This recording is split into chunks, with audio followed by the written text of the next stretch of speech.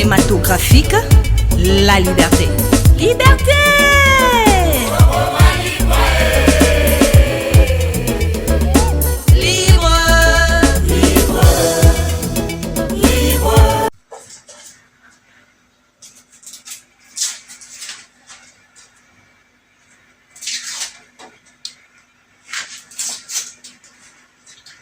Bonjour, bonsoir, na bandeko nyonso o bakolanda ngai na video na ngai ya lelo na recette na ngai na kosala na mokolo na lelo.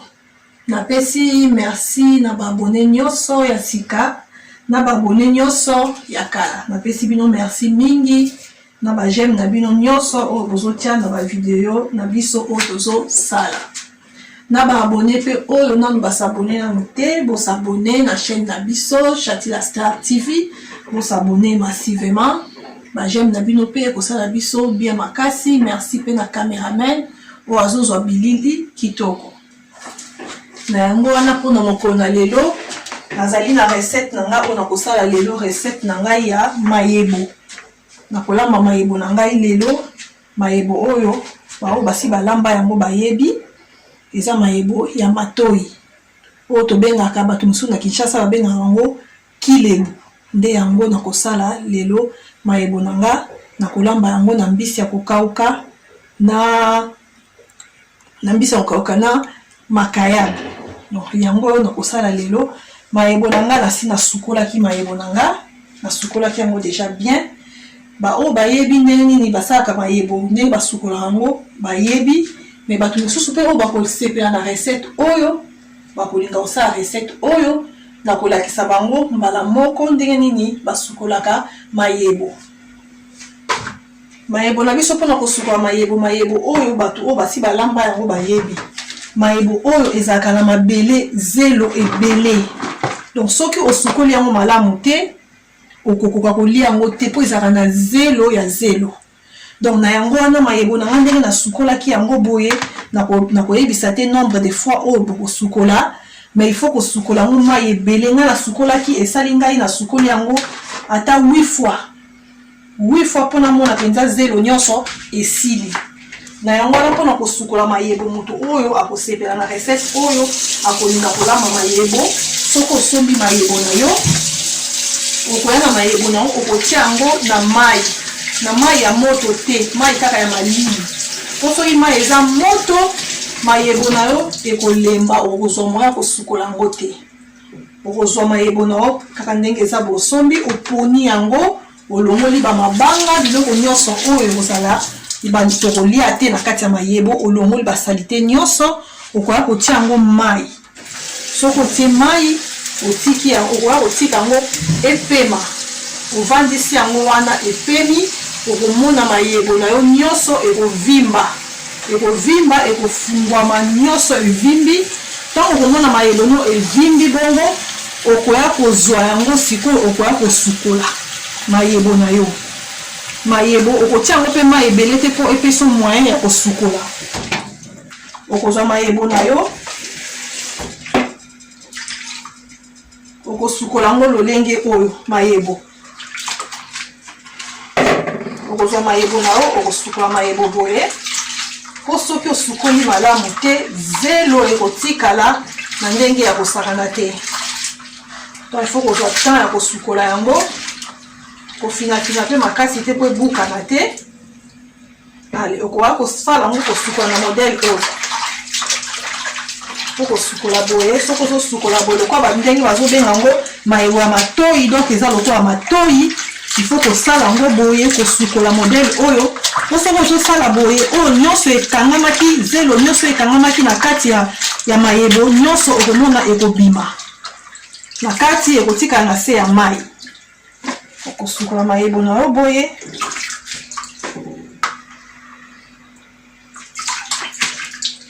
okozwa mayebo na yo osukoli yango lolenge oyo.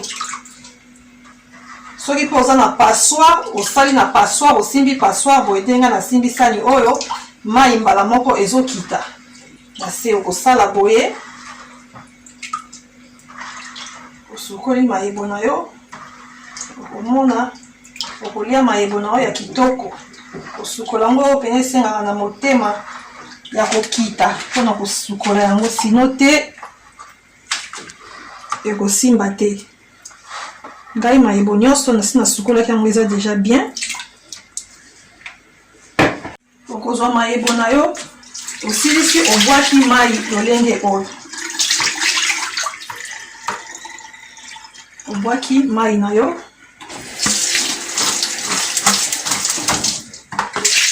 Obwaki mai na yo ya mayebo.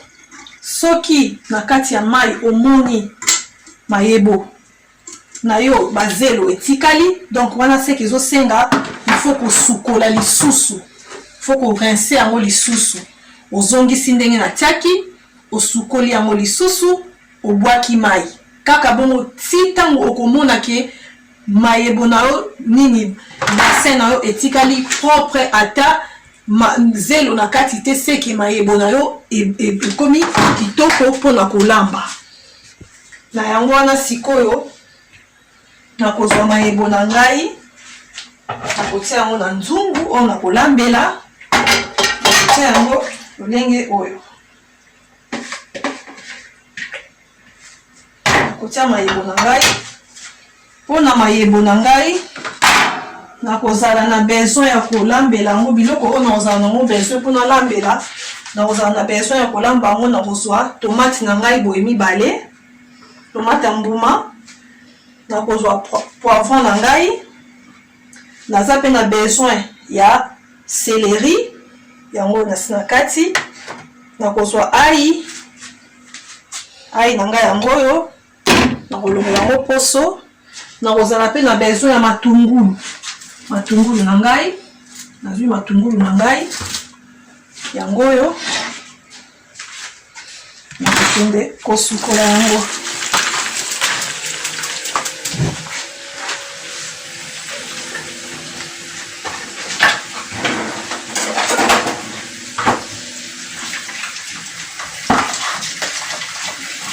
Nakotia ba épices na nga mpona kosukola.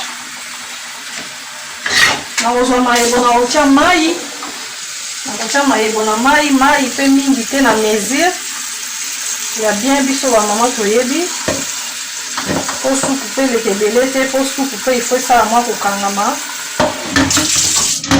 Nakotia mayebo na ngai boye na mai,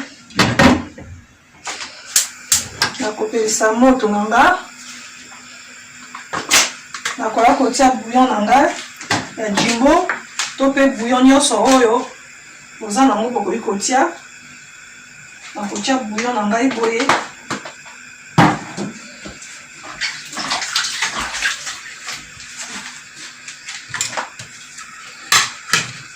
Nakotia bouillon. Osukola ba épices na ngai.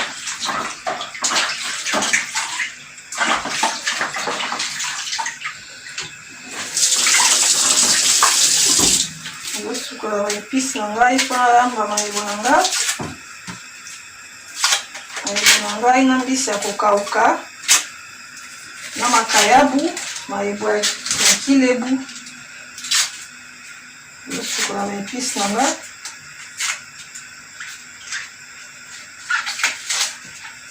Osukola ba épices. Osabone na chaîne na bino Katika Star TV. Mona ba recette nyonso na marotia. Nase ya vidéo, comment nase bakomi abonnez-vous.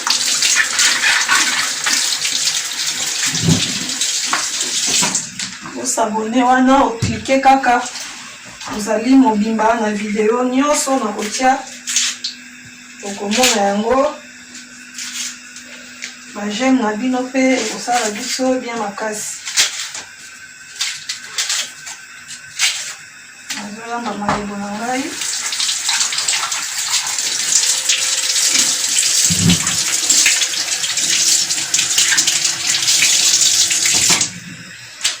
Sukoli oignon na ngai kitoko oyo ai. Osala pe ai. Nakofungola moke awa. Pepe bima.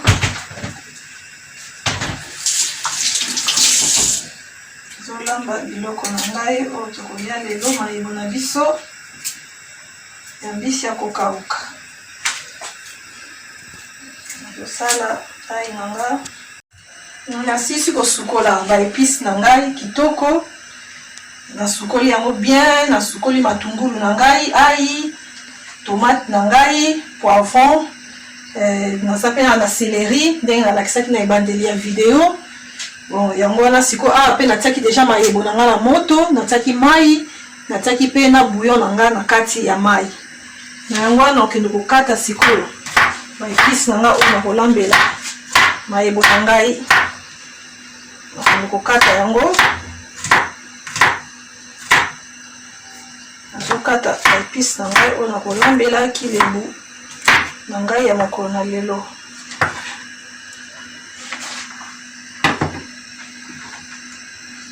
Natie ai na ngai, céleri na ngai natie nakataki na ba branche nango. Nakoya kokata matungulu na ngai.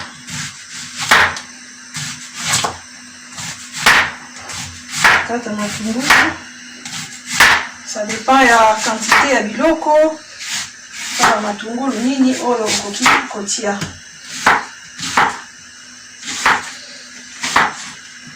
Matungulu na ngai. Pona recette na ngai ya mokolo na lelo ya mayebo na ngai ya matoi.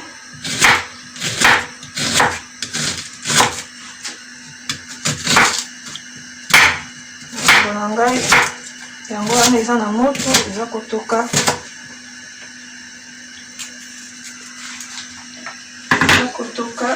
Nakoya kotia matungulu na ngai.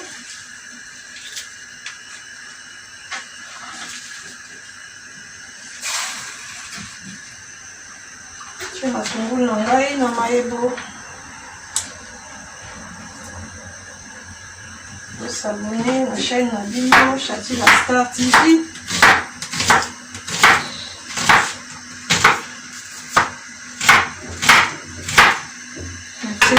Matungulu nanga na sisi kotia. Nakoya kokata sikoyo poivron nanga.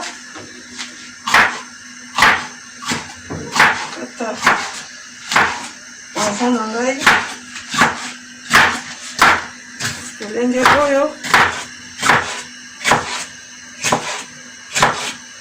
Kata poivron na ngai.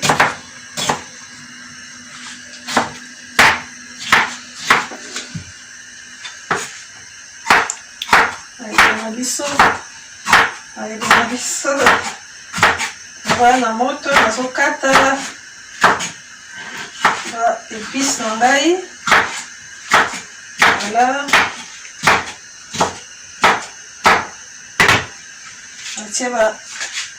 Natie poivron na ngai lolenge oyo, natie na moto. Nakokende kokata pe tomate na ngai ya mbuma. Bao pe baza na tomate pelé. Bokoki pe kotia tomate pelé na bino na kati. Che tomate. Oyo pa kolinga kotuta, alingaka tomate ezala boye te ndenge nazokata. Bokoki pe kotuta, eza pe mabe te. Selon pe quantité ya mayebo na yo okoki kotia pe tomate misatu, tomate pe moko. Ekozala pe kaka malamu. Kata tomate na ngai. Kata tomate na ngai.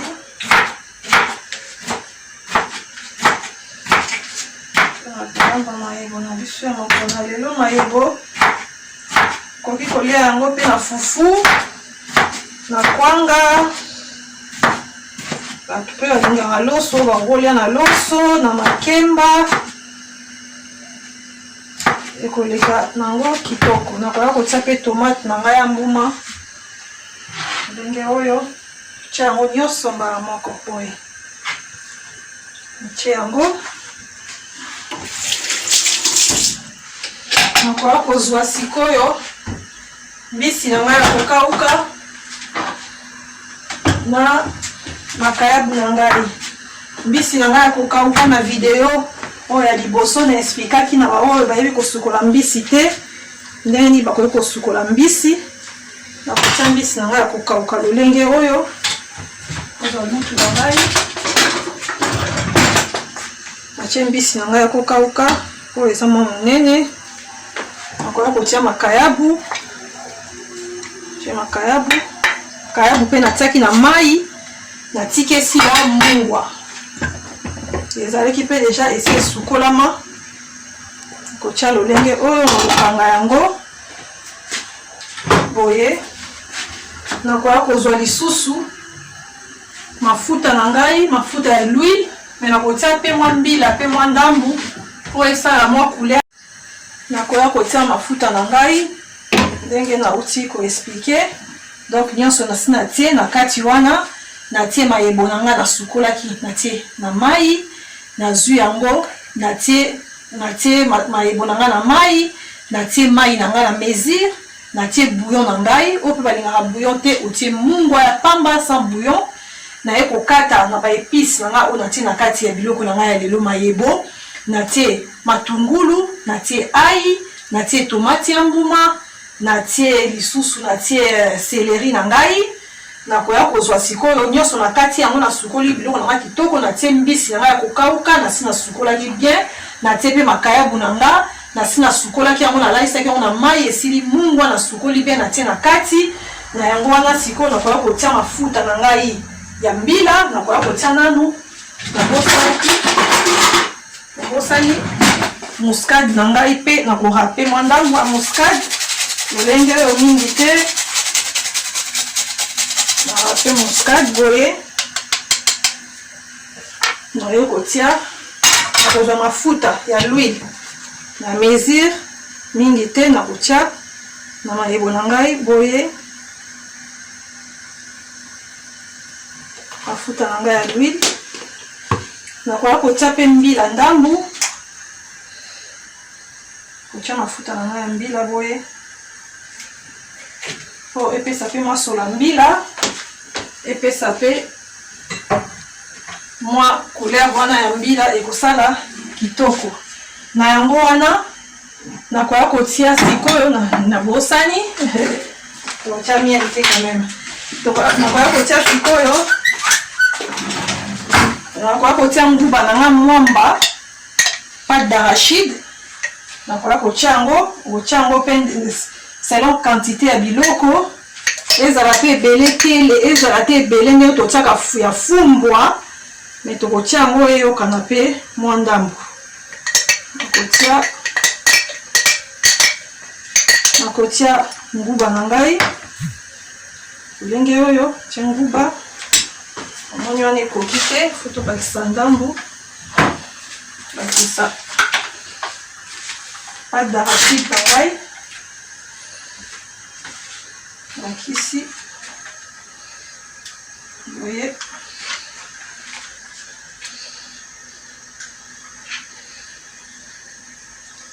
bakisa yango boye na mayebo na ngai ya mokolo na lelo mayebo na ngai na mbisi ya kokauka kilebu na ngai ya lelo natie boye biloko nyonso nasi natie na kati nzungu na nga nakoya kozwa sikoyo nzungu na nga na kokanga yango na okanga nzungu na ngai boye na kotika yango etoka ezwa temps nango po biloko nyonso wana natie ba tomate ba matungulu ba kilebu wana nyonso ya mayebo ebela kitoko na kopesa temps te me na kotala yango tokokata tokopemisa na video tokotika 10 minutes tokotika 15 minutes na koya tokotala soki tokomi na étape nini soki kosenga tobakisa mwa mai soki kosenga ebeli wana tokomona na bino ensemble tout de suite.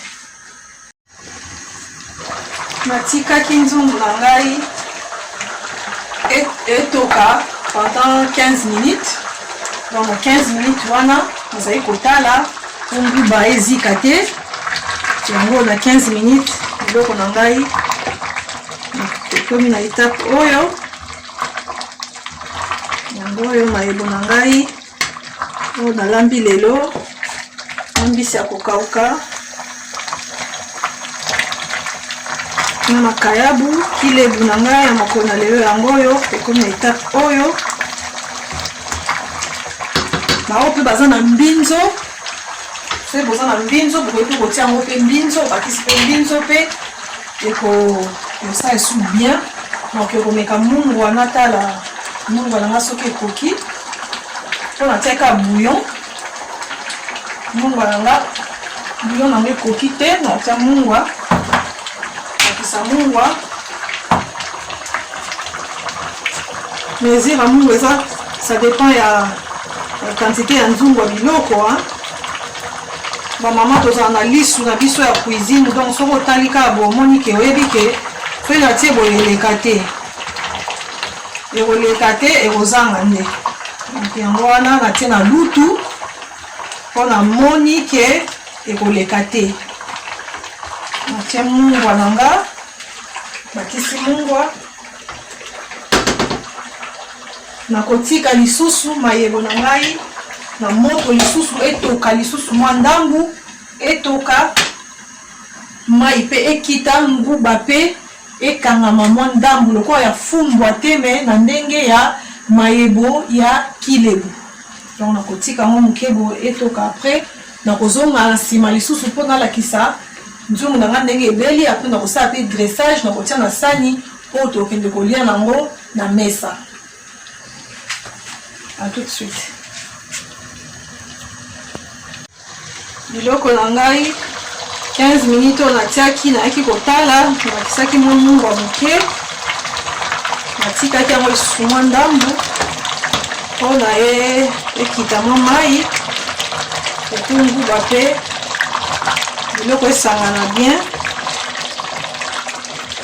yango biloko na ngai ebeli mayebo na ngai nalambi lelo na mbisi ya kokauka na makayabu kilebu na nga ebeli na yango wana nakozwa sani mpona nakangi moto nakozwa sani mpona natia nakende kotia na mesa otolia na libota mayebo na nga ebeli kitoko nakozwa comme ça.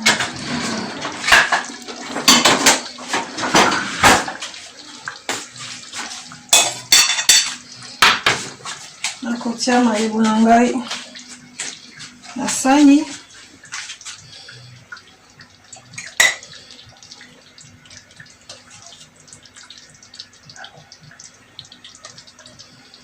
mayebo na nga ebeli kitoko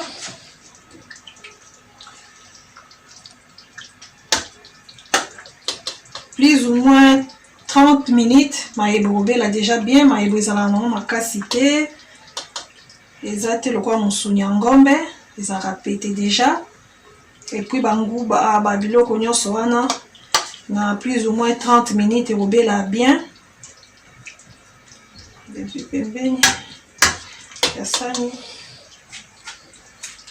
ngoyo mayebo nango nabitia na sani soki mpe mayebo mpe soki totiki yango eumela ekolemba makasi ekokoma potopoto donc il faut kolamba yango